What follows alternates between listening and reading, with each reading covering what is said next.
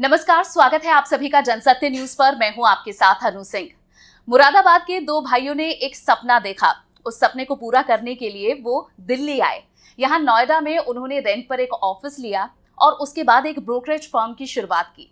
Now cut to 2020। अब ये brokerage firm जहां 200 करोड़ का एनुअल टर्नओवर रखती है, 2000 से ज्यादा एम्प्लॉयज इनके अंडर काम करते हैं। बिल्डर्स और बायर्स के बीच में इन्होंने एक विश्वास बनाया है और रियल स्टेट के बिजनेस को ऑर्गेनाइज करने का काम किया है। अब तक आप समझ गए होंगे कि मैं इन्वेस्टर्स क्लिनिक की बात कर रही हूं और वो दो भाई हैं कात्याल ब्रदर्स, जहां हनी कात्याल और साथ ही सनी कात्याल, इन दोनों ने इस कंपनी को शुरू किया। हनी इस कंपनी के फाउंडर हैं और सनी इस कंपनी के को फाउंडर है। इनकी सक्सेस स्टोरी के बारे में बात करने के लिए, फ्यूचर प्लान्स के बारे में बात करने के लिए और पेंडेमिक में रियल स्टेट को क्या असर पड़ा है, उसके बावजूद उनके क्या प्लान्स हैं, इस पर बात करने के लिए आज खुद हमारे साथ सनी कात्याल मौजूद हैं। सनी, आपका स्वागत है जनसत्य न्यूज। बहुत बहुत शुक्रिया, thank you. Sunny, I am sure कि आप इस बात से अवेयर हैं कि आप लोगों की स्टोरीज को एक मोटिवेशनल स्टोरीज के तौर पर लोग देखते हैं। जितने भी एंटरप्रेन्योर हैं वो चाहते हैं कि जैसी शुरुआत आपने की और जो डेडिकेशन और ऑनेस्टी के साथ आपने रियल स्टेट में काम किया है, वो भी इसी तरह आगे चलकर बढ़ते रहें और काम करते रहें। तो सबसे पहले आप इसे देखकर कैसा महसूस करते हैं? क्या आपकी ये प्लानिंग में था? देखिए, वैसे कहते हैं ना, भगवान से कभी अगर मांगने जाओ तो शायद आप उतना मांग भी नहीं पाते जितना आज ऊपर वाले ने दिया। लेकिन हम लोग ने सिर्फ कर्म पे बहुत ध्यान दिया। हम लोग जिस हिसाब से काम करते थे, छोटे शहर से आने के बाद जब हम यहाँ काम करना शुरू किया तो ये बड़ा क्लियर था कि नीयत जो हमें परिवार से मिली है वो बहुत साफ रख के काम किया है। लेकिन सच में ऐसा कभी सोचा नहीं था जैसा हुआ। मैं एक किस्सा है, मैं अपनी माँ के साथ मैंने इंडिका गाड़ी थी, उसमें घूम रहा था एक बार। ज़्यादा पुरानी बात नहीं है। तो एक बड़ी बढ़िया गाड़ी थी, साथ में निकली मर्सिडीज़। मैंने कहा मम्मी एक दिन मैं ये वाली गाड़ी लूँगा। कहते बेटा तुमने तब मेरी उम्र 21 साल थी। बेटा 21 साल की उम्र में तुमने अपने बलबूते पे इंडिका ले लिए। 21-22 साल की उम्र थी मेरी। बोलते बहुत आसानी से और बहुत जल्दी ये चीज़ भी होगी, बस सिर्फ अपनी सच्चाई के साथ चलते रहे। And I think that is paying off. तो ये तो आपने उन रूट्स की बात की है जो आपको मुरादाबाद से मिले, लेकिन जब आप दिल्ली एनसीआर में वर्क करने के लिए आए तो इस रियल स्टेट का कौन सा मंत्र था जिसे आपने क्रैक किया and now you are big name under this real estate? जब हम यहाँ दिल्ली में, हम नोएडा में एरिया के अंदर रियल एस्टेट करने आए तो बड़ा अजीबोगरीब माहौल था। हम 18 में हमारा ऑफिस था, 10 बाय 14 का एरिया, 12-15 हज़ार रेंट। वहाँ पर लोग 12-1 बजे दुकान खोलने के लिए आते थे और 4-5 बजे वहाँ पर 100 से बोतल खुल जाती थी। लोग अपने हिसाब से काम करते थे। दूसरी चीज़ हमने तब ये देखी कि वहाँ पर प्रोफेशनल वे में डीलिंग कोई नहीं करता था। नोएडा के लिए बोला जाता था, या जैसे आज से 15 साल पहले बोले तो दलाल बोला जाता था, ब्रोकर बोला जाता था। I think I will take, and as investors clinic we will take that credit from broker, दलाल to a broker to a channel partner to a consultant. उस चीज़ की जिम्मेदारी हम लोग लेंगे बिकॉज वो नाम हमने बदले हैं। We started working day and night. हम लोग सुबह, हमारा ऐड आता था तो 6 बजे से फ़ोन बजने शुरू होते थे। तो हम तैयार होके, शूज़ पहन के, चाय पी के बिल्कुल तैयार बैठते थे कि कब कॉल आएगा और साइट विजिट। तो 10 बजे से पहले 3-4 साइट विजिट कर देते थे। सो बहुत हार्ड वर्किंग करा, बहुत हार्ड वर्किंग है नहीं रियल स्टेट कोई नहीं। लेकिन तब क्या होता था, लोगों को बोलते थे सर सुबह का सबसे बढ़िया टाइम है ना, आप उठ चुके हैं, कॉल कराएं। सर मैं अभी आपके घर पे आता हूँ, पिक करता हूँ, लेके चलते हैं ना अभी। तो लोग कहते थे अच्छा यार ये तो बड़ी अजीबोगरीब बात है। अच्छा आज नहीं अब कल आया ना। तो दो अर्ली राइजर्स होते थे, उनके लिए बेस्ट टाइम होता था ये कि वो कस्टमर भी हम लोगों को आते थे। 9-9, 10-10 बजे तक काम किया है। एंड ऐसा होता था, एक क्लाइंट अगर हमारे केबिन में आ गया है तो हम लोग अंसल फॉर्च्यून आर्केड में ऑफिस, हम सीढ़ियों पे, वहीं पे आसपास से लोगों से आप इंटरव्यू लेंगे तो पता लग जाएगा कि सनी कात्याल अमूमन एक सीढ़ी के कोने में बैठकर कॉलिंग करता रहता था। ज़्यादा भीड़ होती थी, गर्मी होती थी, गाड़ी में बैठ के करते। तो that is how we started. And किसी ज़माने में जैसे आज बैंकों का, ICICI ने फेस बदला था, लंबी कतारों में लगकर आप पैसा निकालना जमा करने के लिए। सो हमने फेस ये चेंज किया। हम लोग बहुत ही कस्टमर ओरिएंटेड होकर चलते थे। जो कस्टमर बोल रहा है, site visit, pickup and drop, client की रिक्वायरमेंट लेके डेवलपर से जाके नेगोशिएट करना। And that is actually paid us well. लेकिन सनी, इस बीच जो बायर्स का विश्वास था डेवलपर्स पर भी, और डेवलपर्स भी बहुत ज़्यादा कॉन्फिडेंट नहीं थे, तो वो कॉन्फिडेंस बिल्डिंग आपने दोनों एज पर कैसे बिल्ड की? क्या था, ये मार्केट जब हम लोग इस एरिया में भी आए थे तो बहुत मेच्योर्ड नहीं था। बहुत सारे डेवलपर्स की वो फर्स्ट इनिंग थी, फर्स्ट सेकंड प्रोजेक्ट्स थे। बट आई थिंक उसमें लर्निंग बहुत रही। लेकिन येस, बड़ा मुश्किल था शुरुआत में। मैं आपको एक किस्सा बताऊंगा। हम बिल्कुल नए नए थे, पैसा होता नहीं था। रेंट के लिए भी कैसे तैसे अरेंज करके हम लोग शुरुआत में करते थे। बड़े सस्ते सस्ते ऐड आते थे जो लोकल शाम को अखबार बैठते हैं उसमें हम ऐड देते थे। कुछ मैसेज शूट करा लिए, थोड़े पैम्पलेट बना लिए। आई रिमेंबर एक बार सेक्टर 18 के अंदर मैंने पैम्पलेट छपाए और मैं एक एक शॉप पर मैं खुद देने चला गया था, खाली बैठने से अच्छा था। सो आई डिस्ट्रीब्यूटेड पैम्पलेट्स रादर देन किसी बच्चे के हाथे, क्योंकि मैं ही तब था फ्रंट लाइनर। शुरुआत में हम लोग बड़ी ज़मीनी मेहनत करते थे, पैसा होता नहीं था। तो एक डेवलपर ने, हमें पता लगा इनका प्रोजेक्ट है जो हम अच्छे से बेच सकते हैं, पैसे थे नहीं। तो हमने जाके बोला देखिए साहब, पैसे तो है नहीं, अगर आप विश्वास कर सकते हो तो 15 दिन करके देख लो, क्योंकि ज़रूरी नहीं है, मतलब आज आपको हुनर पे पैसा लगाना है, आने वाले कल के सचिन तेंदुलकर और विराट कोहली पे लगाना है। एंड आई थिंक 2-3 डेवलपर्स थे जिन्होंने शुरुआत में हम लोगों को साथ दिया, क्योंकि मार्केट बहुत डिफरेंट था। नए आदमी के लिए, जैसे आज फिल्म इंडस्ट्री हो या क्रिकेट हो या रियल एस्टेट हो, इट इज़ रियली टफ कि एक शहर के बाहर का बंदा आकर एक हीरो बने all of a sudden. It is not a easy task, trust me. तो वो करना बहुत मुश्किल था, लेकिन फिर जो मौके मिलते गए हमने छोड़ा नहीं। और क्योंकि आपने 2006 में अपनी कंपनी की शुरुआत की थी और 2008 की मंदी उसे कोई भी नहीं भूल सकता, और रियल एस्टेट के लिए भी वो एक बहुत बुरा दौर था। तो हाउ डिड यू सर्वाइव, किस तरह की स्ट्रैटेजीज पर आप काम करते थे? सो 2018 में 8 के अंदर जब रिसेशन आया, तो हम लोग तब क्या थे, हमने 2007 में बहुत अच्छा काम किया था। उसकी सक्सेस स्टोरी के लिए हम लोग बाली में थे और तब पता लगा इंडिया के अंदर रिसेशन हो चुका है तब तक। तो वापस आए, हफ्ता भर देखा, कस्टमर की ज़ुबान ही बदल गई थी। तो व्हेन यू गो बैक, अब अपने जब बिज़नेस में वापस आकर बैठ के बात करना चालू करा, हेलो सर, आपने प्रॉपर्टी कहा था कि आके देखेंगे, अरे पागल हो गए हो, मेरा शेयर मार्केट में नुकसान हो गया, मेरे बेटे की नौकरी चली गई, मेरा बिजनेस ठप हो गया। तो जहाँ हम ट्रांजैक्शंस बहुत अच्छी करते थे, हम 4-5-6 मंथ की ट्रांजैक्शंस पे आ गए थे। हमने क्या करा, हमने कस्टमर्स को इनवाइट करना चालू करा ऑफिस में और उन्हें हम एजुकेट करते। तो अभी भी हम चुप नहीं बैठे, जैसे आज के समय पे भी हम चुप नहीं बैठे। तो वहाँ पर मुझे याद है रियल एस्टेट में लोगों ने थकना की क्या ज़रूरत है भैया, घर बैठो। But that point of time हम क्लाइंट को बोलते थे, सर हम आपको सब प्राइम बताते हैं, सर हम बताते रिसेशन आया क्यों, सर रिसेशन की डेफिनेशन क्या होती है, सर इंडिया के अंदर रिसेशन क्यों नहीं इम्पैक्ट करेगा, रियल एस्टेट में आप इस टाइम पे किस टाइप की प्रॉपर्टी करो। हमने तब subvention plan, post possession plan, 25-75 plan, ऐसे बहुत सारी चीज़ें हमने तब इंट्रोड्यूस करी। एक होता है कि आप समय मानकर आप बैठ जाओ, नहीं अब तो भगवान ने सोच के बैठा है कि आपका कुछ नहीं हो सकता। तो अपने टाइम के अकॉर्डिंग इवॉल्व किया। But actually every time whenever there was any challenge, हम लोग और स्ट्रांग होके निकले और हमें लगा हमें और ताकतवर बने, और हमें पता लग गया चलो अब ये बीमारी भी हमारा कुछ नहीं कर सकती। सो वो हमें बहुत स्ट्रांग करके गया 2008 का रिसेशन खास तौर से। और उसके बाद भी बहुत सारे चैलेंजेस आए, जिसमें आप कहते हैं कि आप टाइम के अकॉर्डिंग फ्लो करते रहे और उसके बाद you are here where you are. So तो फिर ये पूछना तो आपसे ज़रूरी बनता है कि आज के टाइम को आप कैसे देखते हैं? इज इट बैड और बेटर देन 2008? देखिए, है तो प्रॉब्लम, ऐसा नहीं बोलूँगा कि कोरोना इज़ नॉट इम्पैक्टिंग अस और द कंप्लीट वर्ल्ड, लेकिन एक सकारात्मक सोच ही है जो आपको कहते हैं ना, तकलीफ़ों के बारे में बात करने से तकलीफ़ें बढ़ती हैं। अब हमें ये देखना था कि हमें प्रॉब्लम का सॉल्यूशन क्या है। सॉल्यूशन ये था कि मार्केट में लिक्विडिटी नहीं है, क्लाइंट नहीं आ रहे, या आपने जो मैंने बिजनेस भी पहले करा हुआ है शायद वो भी ईजिली मेरे को आज लिक्विडिटी नहीं उसमें हो पा रही है। तो हम लोग घर पे बहुत मंथन किया, बहुत बात करी, सीनियर्स बैठे, then we came out with the solution which is the most stunning solution जो इंसान की ज़रूरत है, जिसे हम मिशन आज़ादी बोलते हैं।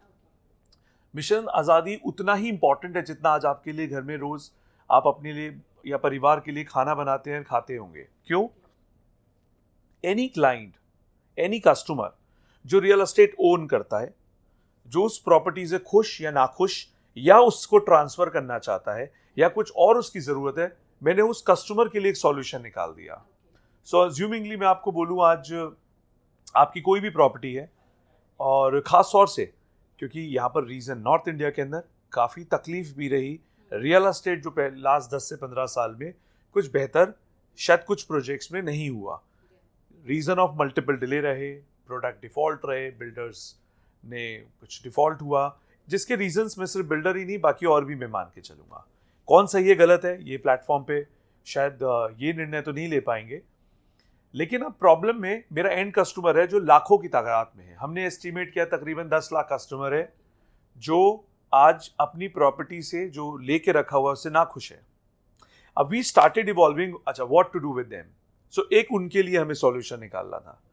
दूसरा एक ऐसा क्लाइंट आता है जिस क्लाइंट ने मान लीजिए एक प्रॉपर्टी खरीदी थी तेज मार्केट में, आज गिर गई, बन चुकी है, वो उसमें रह रहा है लेकिन बिक नहीं रही है क्योंकि मार्केट डाउन है। ऐसा बहुत बार होता है। सो किसी ने दिल्ली में किसी XYZ लोकेशन पे 1 करोड़ की प्रॉपर्टी ली थी, मार्केट गिरी 80 लाख की हो गई है और आज वो बिक भी नहीं रही है 80 में भी। अगर मैं बोलूं कि वो शायद 3 साल से बेचना ट्राई कर रहे हैं, बट उनकी जरूरत है उसे बेचकर कुछ और लेने की, जिससे शायद उनको बिजनेस, जॉब या जो भी उनकी रिक्वायरमेंट है वो पूरी होती है। तो और ये काम ऐसा नहीं है हमने पहली बार किया, किसी ने दिमाग पहली बार लगाया। इस सदियों से चलता है पुरानी गाड़ी दो नहीं ले जाओ, सदियों से चलता है कि आपके घर के बाहर लोग आवाज लगाकर पुरानी रद्दी या घर की बोतलें लेके जाते हैं और उसके बदले में सामान देते हैं।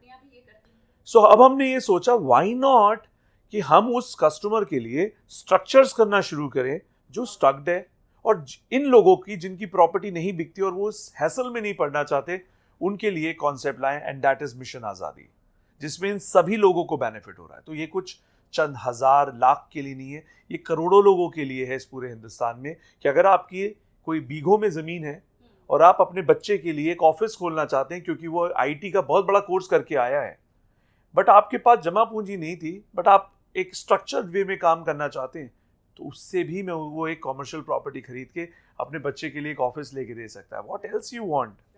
तो अभी तक कोई एस्टिमेट है कि ऐसी कितनी प्रॉपर्टीज हैं, कितने लोग हैं जिन्होंने ऑलरेडी इंटरेस्ट शो किया है?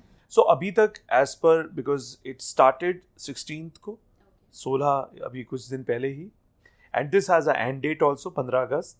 बिकॉज कॉन्सेप्ट है क्या, कॉन्सेप्ट ये है कि अगर आपने कहीं पे भी एक ऐसे डेवलपर पे पैसा दिया हुआ है जो डेवलपर ओवरनाइट फ्लाई करके कहीं चले गए हैं, बिहाइंड बार्स हैं और whatever, I don't want to comment, but ऐसे बहुत सारे ऐसे मल्टीपल इश्यूज हैं, और 10 साल से एक 50 लाख की प्रॉपर्टी आपने खरीदी थी और 10 से 15 लाख रुपए देके आप फंसे हुए हैं उसमें।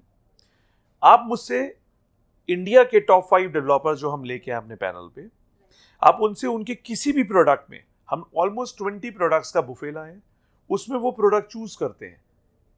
हम कहते हैं इसमें से 80% रेडी टू मूव इन है, OC, CC, बैंक लोन, सारी चीजें इसमें फिट है।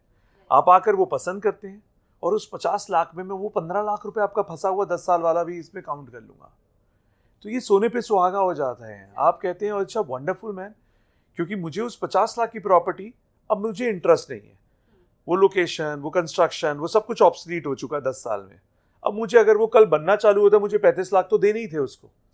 It is wonderful that I shift that investment into a new product जो आज आपकी जरूरत के अनुसार आप इस्तेमाल कर सकते हैं। दैट इज और डेवलपर्स ने इसे कैसे लिया है? So we are so thankful, and this is the platform to say thanks to Bhutani Group, number 1 developer of Noida, and commercial में उनसे ज़्यादा किसी ने अभी recent times में रियल एस्टेट नहीं सेल किया। M3M गुड़गांव का number 1 developer, NCR का number 1 developer, what you want, मतलब they're the best people. Supertech, Mixon, all ready to move in, budget housing, residential and commercial products, जो एक sweet spot है 30-35 लाख रुपए का 2 BHK जो लोगों को चाहिए होता है, एंड होम इन सोल। ये 5 डेवलपर्स के साथ हम, मतलब ये बड़े आराम से हम किसी भी कस्टमर्स को इसमें शिफ्ट कर सकते हैं।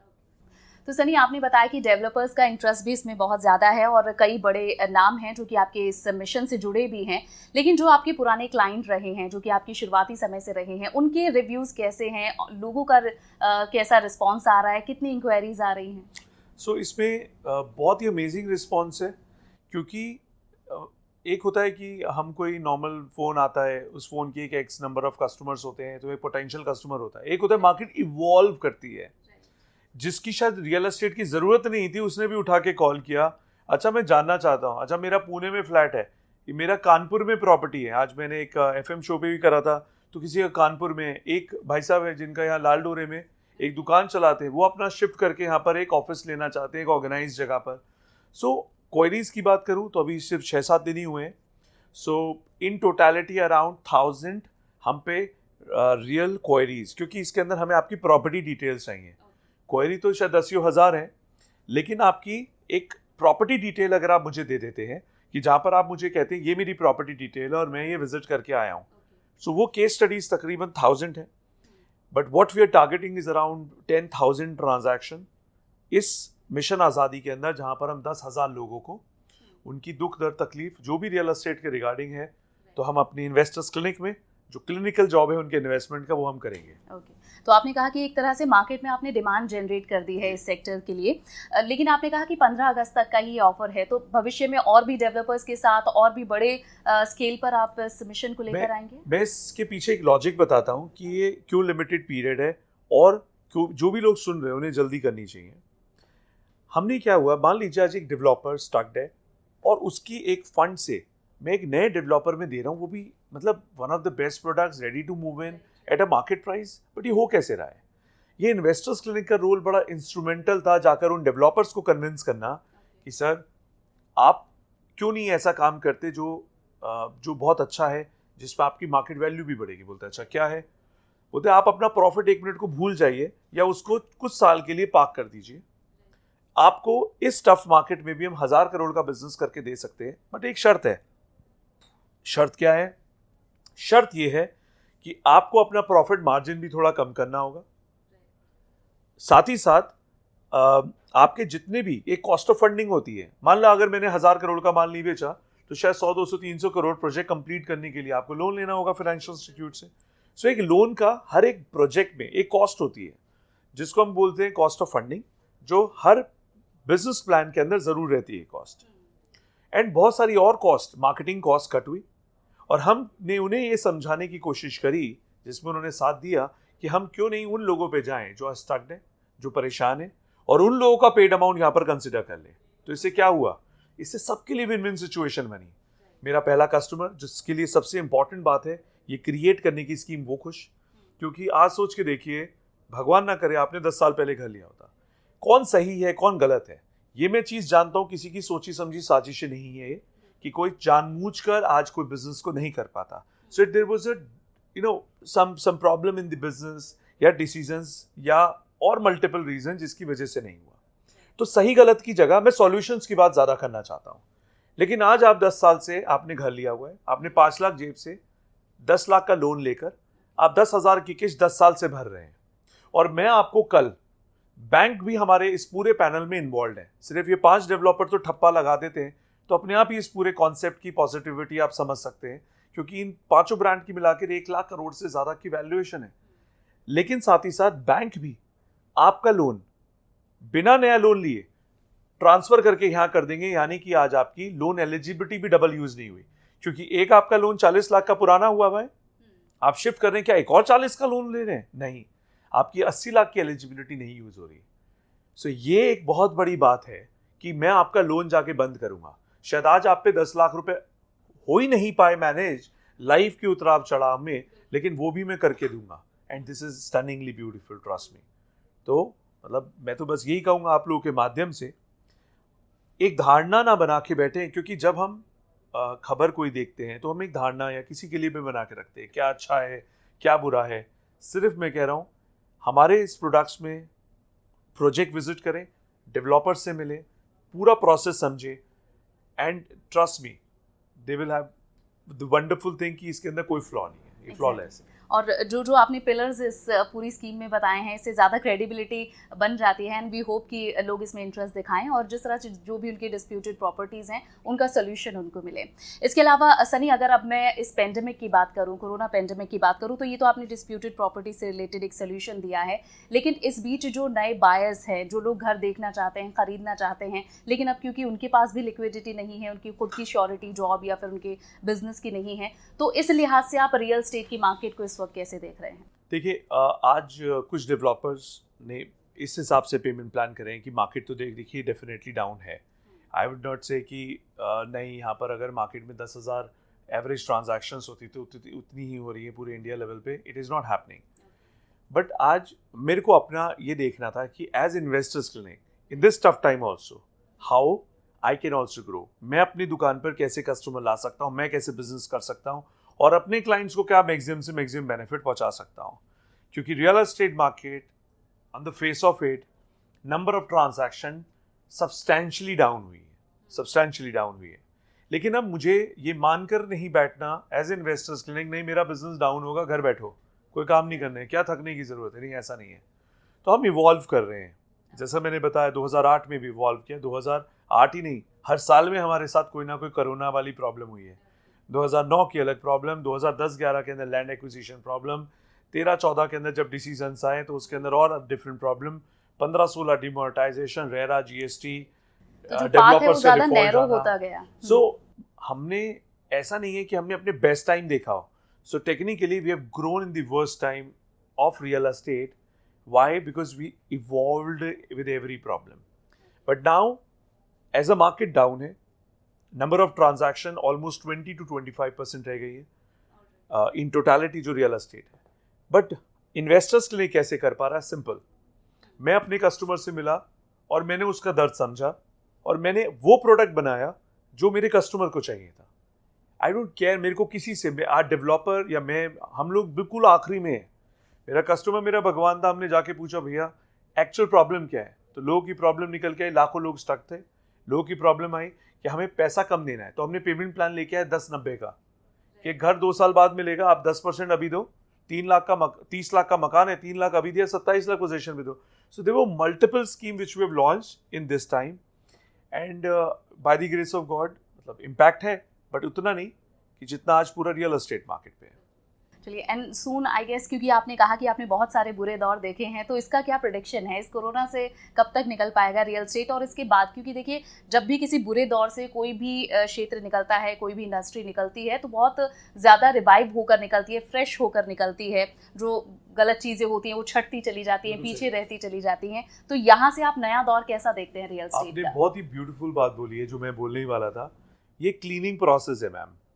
एक टाइम था जहाँ पर हर व्यक्ति रियल एस्टेट में था, यह सभी कुछ कर रहे थे, so it is a cleaning process. अभी हम अपनी भाषा में बोलते हैं विकेट नहीं गिरने का है, जिसका विकेट गिरा तो वो बिजनेस से बाहर हो जाएगा।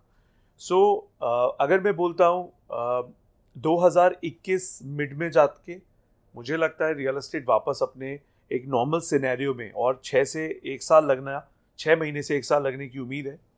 बट ट्रस्ट मी, अगर मैं एज अ कस्टमर हूँ और मेरे पास पैसा है और मुझे कोई चीज़ लेनी है और मैं इंतज़ार करूं मार्केट ठीक होने का और चढ़ने का, तो ये गलत रहेगा। तो जो भी लोग ये सुन रहे हैं आज इस एपिसोड को, उन्हें ये देखना है, अगर आप कस्टमर हैं तो प्लीज़ डोंट वेट, बिकॉज इस टाइम पे you have a power of negotiation. If you have money and you have a decision कि आपको खरीदने का है, तो ये सही टाइम है, ना कि रेट बढ़ने के बाद। ओके, तो ये एक अच्छा सजेशन है। और इससे पहले भी जितने भी हमने डेवलपर से बात की है, इसी तरह के सजेशंस आए हैं। सो आई गेस कि ये बहुत हेल्पफुल होगा उन बायर्स के लिए जो कि मकान खरीदना चाहते हैं। अब मैं सनी बात करूं, क्योंकि आप जितनी सक्सेसफुल आपकी स्टोरी रही है, एक टीम का और आपके जितने भी एम्प्लॉयज़ हैं उनका बहुत बड़ा रोल है, और आप उन्हें एम्प्लॉयज़ नहीं फैमिली बोलते हैं। तो किस तरह से आप उनके साथ काम करते हैं? 2000 से ज़्यादा लोग आपके साथ इस वक्त काम कर रहे हैं, बहुत सारे स्टेट्स में और बहुत सारे टाउन्स में आपके ऑफिसेज हैं, एंड आउट ऑफ इंडिया भी हैं। सो ये कैसे ग्रो किया आपने, कैसे मैनेज किया, and how you are treating your family members as well? अच्छी बात क्या है, देखिए एक इंसान को पहचानने का सबसे बढ़िया तरीका क्या है, आप उसके आसपास देखिए, क्या उसके आसपास उसके करीबी परिवार के लोग, यार दोस्त, या उसके साथ 2, 5, 10, 20, 25 साल से जुड़े हुए लोग हैं। और अगर है तो उस आदमी के लिए अपने आप में ये उसका परिचय है कि हाँ, उसके अपने उसे छोड़ के नहीं जाते। We are so blessed. अभी यहाँ अपनों की नहीं, यहाँ तो जो लोग अपने नहीं भी थे वो अपनों से ज़्यादा सगे होके भी काम करते हैं। रियल एस्टेट जहाँ बात बात पे लड़ाइयाँ होती हैं, गोलियाँ चल जाती हैं, लड़ाई झगड़े सबसे ज़्यादा आज हम देखें तो आज शायद रियल एस्टेट की वजह से होते हैं। वहाँ पर हम हज़ारों लोग भाइयों की तरह काम करते हैं, बिकॉज आइडिया ये है एक बिजनेस क्लैरिटी। कल आप अगर कमा रहे हो तो मुझे उससे तकलीफ नहीं है, ये बड़ी इंपॉर्टेंट बात है। नहीं तो आज ये बहुत, क्योंकि अपने लोगों का ध्यान रखना ज़रूरी होता है। दुनिया 2 चीज़ की भूखी है, पहले प्यार फिर पैसा। तो अगर प्यार और पैसा दोनों एक जगह मिल जाए तो किसी आदमी को तो कोई तकलीफ नहीं होती। तो I think we take care of everyone, and it is not, मतलब मैं तो खुद अपने लिए बोलता हूँ कि मैं एक कर्मचारी हूँ इस ऑर्गेनाइजेशन का, और मेरा कर्म धर्म ये है कि इस कंपनी को आगे लेके जाना है और सबसे आगे रखना है, और उसके लिए रोज़ जंग लड़नी है। तो जब इस नज़रिए से हनी भाई से ही सीखा हुआ है, जब हनी भाई खुद मैं खुद करते हैं, तो हर आदमी उसी वैल्यू सिस्टम के थ्रू करता है, तो आप अपने आप ही एक नंबर हो जाते हो। तो सनी, आप ये कह रहे हैं कि जिस तरह से आप भी ग्रो कर रहे हैं और आपके साथ साथ आपके एम्प्लॉयज़ और आपकी फैमिली मेम्बर्स जो आपके एम्प्लॉयज़ हैं वो भी ग्रो कर रहे हैं, that's a very good thought. लेकिन आपने कहा कि अभी तक जितना भी आपका जो दौर रहा है आपकी कंपनी का, वो बुरे दौर से निकलता हुआ आया है। तो क्या आप प्रेडिक्ट कर रहे हैं अपने फ्यूचर को, क्या प्लानिंग है और कब आपका पीक आएगा? वैसे तो काफ़ी संतुष्टि है हमारे अंदर एज अ कंपनी कि जो भी किया अच्छा किया। एंड मुझे नहीं पता हम ज़्यादा स्मार्ट है या हम गोल लेके चलते नहीं लेके चलते, तो इतना नहीं है। अभी तक कंपनी में हम सभी परिवार की सोच में थोड़ा भोलापन रहता है, लेकिन हमेशा ये रहता है कि कोई मेरे से कितने पीछे है उसे देखते हुए मैं अपनी स्पीड नहीं बदलता, ना तेज़ ना कम दौड़ता, हम अपनी स्पीड पे चलते हैं। तो हमारे को फ़र्क नहीं है कि मेरा सेकंड कॉम्पिटिटर मुझसे कितनी दूर है या मेरा थर्ड कॉम्पिटिटर मुझसे कितनी दूर है, हम अपने पेस पे चलते हैं, हमारे को किसी से रीस नहीं है। ये कहीं ना कहीं आपकी संतुष्टि बढ़ा देता है, आपके वर्क एथिक्स बढ़ा देता है, आपको काम करने में मज़ा आता है, एंड वो आपको अपने आप ही एक नंबर कर देता है, क्योंकि आपको कोई ईर्ष्या, कोई जेलसी नहीं है अपने आसपास के लोगों से। So I think this is what we are. And मुझे लगता है हम अपनी टीम में भी बोलते हैं कि दैट हमने जब से आए धंधे में तब से कोई ना कोई रियल एस्टेट में कोई ना कोई दिक्कतें रहती हैं। जो best 10 years of real estate आएगा, जो हम उम्मीद कर रहे हैं 2025 तक का होना चाहिए, क्योंकि अभी एयरपोर्ट है और इस एरिया के अंदर अगले 5 साल से 10 साल में बहुत डेवलपमेंट होगा। मुझे लगता है 2030 तक, मेरे लिए ही नहीं या सिर्फ नोएडा, ग्रेटर नोएडा के लिए ही नहीं या नॉर्थ इंडिया के लिए नहीं, पूरे इंडिया के लिए, हर धंधे में काम करने वाले व्यक्ति के लिए अगला 10 साल गोल्डन पीरियड है। From developing to a developed country है। तो इसको हर बंदा जो भी ये सुन रहा है उसे ज़रूर इस्तेमाल करे, और एक चीज़ ज़रूर करे, वो है out of the box thinking. और सिर्फ कस्टमर सेंट्रिक आपको ध्यान रखना है, अपना लालच बाद में, सिर्फ कस्टमर के लिए प्रोडक्ट बनाते चलो, आप अपने आप नंबर 1 बन जाओगे। बहुत सारे एंटरप्रेन्योर हैं जो आपको लुकअप करते हैं, आप दोनों ब्रदर्स को, तो उनको एक क्या टिप देना चाहते हैं जो आपने शुरुआत में अपने साथ रखी और आज तक वो आपको आगे प्रोग्रेस की तरफ ही लेकर जा रही है? और देखिए, हमारा रीज़न ऑफ सक्सेस क्या है, हमें काम करना आता है, नहीं आता तो उसको सीखा और करने के बाद उसे छोड़ा नहीं। अमूमन क्या होता है, जैसे आप किसी भी छोटे शहर या बड़े शहर में जाएं तो आप बोलोगे ये छोले भटूरे वाला 40 साल से बैठा है, ये हलवा चावल वाला 50 साल से बैठा है। सो आज उसने अपना काम, अपने बेसिक्स नहीं खोए। तब भी हम बेचते थे, तब भी बहुत मेहनत करते थे, आज भी बहुत मेहनत करते, तब भी सेल करते थे, आज भी सेल करते, तब भी सारे काम हाथ से करते थे, आज भी सारे काम से अपने हाथ से ही करते। तो कोई भी ऐसी चीज़ नहीं है जहाँ पर जब आप बिजनेस से हट जाते हो and you become too big, too classy and you go out of the business, तो आपको हमेशा दिक्कत आएगी, क्योंकि आपके हाथ का हुनर था। जो हाथ का हुनर आपको रखना ज़रूरी है। मल्टीप्लिकेशन डजंट मीन आप बिजनेस से अपने हाथ का हुनर हटा दो। तो सिर्फ यही, आज भी वही 9 से 9 का रूटीन है and we really love working. अब लोग घर से, यहाँ से बड़े थक के जैसे ऑफिस से जाते हैं और कहते हैं बहुत थक गया, और वो स्क्वैश खेलने चले जाते हैं, वो जिम करने चले जाते हैं। उससे ज़्यादा क्या थकोगे, तुम तो वज़न उठा रहे हो। सो हमारे लिए ऑफिस से घर जाना, और जब घर जाते तो हम थके हुए, हारे हुए और बिल्कुल थकार के आने वाले लोग नहीं होते। So we love working, that's the biggest difference, this is our passion and that shows कि how much you love your work. That's good. So thank you very much Sunny, हमसे बात करने के लिए, जनसत्य न्यूज़ से बात करने के लिए, अपना समय देने के लिए, and we wish you good luck for your future and for your progress as well. Thank you. तो ये थे सनी, जिन्होंने बताया कि hard work is the only key to success, जो हम सुनते आए हैं लेकिन इनके केस में हमने होते हुए भी देखा है। इसी तरह के और भी बातचीत और भी इंटरव्यूज आप देखना चाहते हैं तो हमारे चैनल को सब्सक्राइब जरूर करें, इस वीडियो को लाइक और शेयर करना ना भूलें। नमस्कार।